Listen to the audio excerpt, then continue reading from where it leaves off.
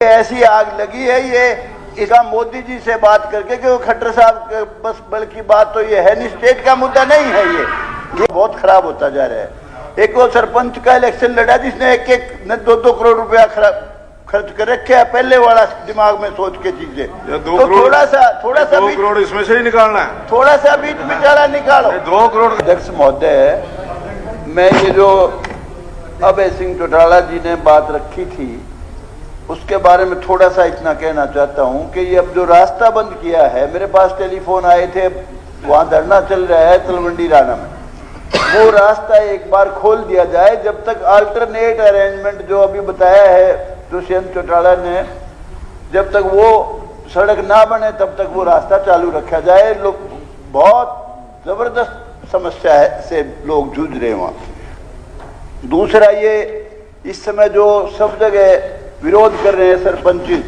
मेरा कहना ये है कि 2 लाख की बजाय थोड़ा सा बढ़ा के वाया मीडिया निकाल के इस राड को बंद करना चाहिए, राड की बाढ़ करनी चाहिए, थोड़ा सा बढ़ाओ, उनके साथ म्यूचुअल अंडरस्टैंडिंग करो, माहौल बहुत खराब होता जा रहा है।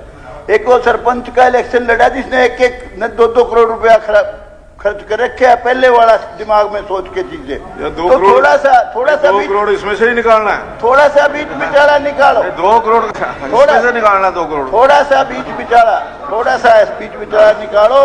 और दूसरा ये कि ओल्ड पे, 1 मिनट भाई, ओल्ड पे पेंशन जो है इसका मुद्दा पहले कांग्रेस की हुकूमत थी, 10 साल हुकूमत रही, उस समय इन्होंने नहीं उठाया। मनमोहन सिंह जी के, सोनिया जी के, सब के उनके हाथ में ही था, लेकिन नहीं उसको ध्यान दिया। अब इनका 3 स्टेट्स में इन्होंने कर दिया लागू ओल्ड पे पेंशन। ये ऐसी आग लगी है ये इसका मोदी जी से बात करके कि वो खट्टर साहब बस बल्कि बात तो ये है नहीं, स्टेट का मुद्दा नहीं है ये मुद्दा है सेंटर का। उनको समझा के और दोबारा ओल्ड पे पेंशन, ये जिंदगी के लिए बहुत इंपॉर्टेंट है एम्प्लॉय की, क्योंकि हम भी सारे पेंशन लेते हैं, एमपी भी पेंशन लेते हैं, वो उनकी विचारों की उम्मीद है ओल्ड पे पेंशन। और कांग्रेस पार्टी क्योंकि आउट ऑफ पावर है, ये आम आदमी पार्टी वाले भी आउट ऑफ पावर, ये सब जगह लागू करेंगे। आप सरकार को मजबूर कर देंगे, हर सूरत में ये ओल्ड पे पेंशन लागू करनी पड़ेगी, इसलिए मोदी साहब से बात करके इसको लागू कराओ। दूसरा, ये अभी खट्टर साहब गए थे वहां करनाल में और वचन दे के आए थे, वहां भगवान परशुराम के नाम पे एक जलसा किया था, वहां उसमें प्रॉमिस किया था कि ईबीपीजी की जो पोस्टें हैं वो पोस्टें हम अब 400 से ऊपर हैं, जो इस वक्त बेचारे जो 2015 की है, कहते हैं जाते उनका फैसला कराऊंगा, लेकिन आज तक उस तरफ कोई ध्यान नहीं दिया गया ईबीपीजी की तरफ। और मेरा कहना यह है, अब इस वक्त का जो माहौल है, सब जगह रिजर्वेशन है, अच्छी बात है, कोई बुरी बात नहीं है, जैसा भी चल रहा है, लेकिन 10% दोबारा ईबीपीजी की और 10% जाट समेत जो 4 जातियां उनकी 20% जरूर लागू करो। और 30% बहुत है जनरल के, जब सारे सौदा रिजर्व हो गया तो फिर ये इसका क्या ईडब्ल्यूएस से कोई लाभ नहीं हो रहा किसी को भी। दूसरा, अध्यक्ष महोदय,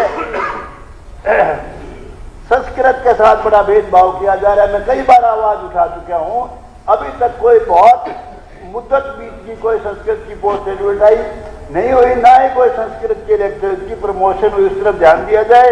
एमपीएसडब्ल्यू की भी पोस्टें कई साल से निकली नहीं, उनकी तरफ भी ध्यान दिया जाए।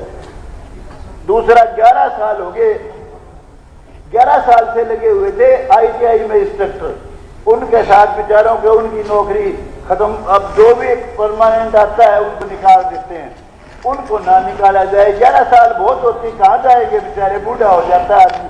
अरे एक बुढ़ा साहब लगा गए थे एक वक्त, आज उस बात को 20 साल बीत गए लगभग, वो बेचारे यूं के कत्ते पड़े पब्लिक हेल्थ में। कायदा तो था बुढ़ा साहब कर जाते, लेकिन खट्टर साहब को तो आते करना चाहिए था, बहुत साल बीत। अध्यक्ष महोदय, बड़ी इंपॉर्टेंट बातें कर रहे हूँ।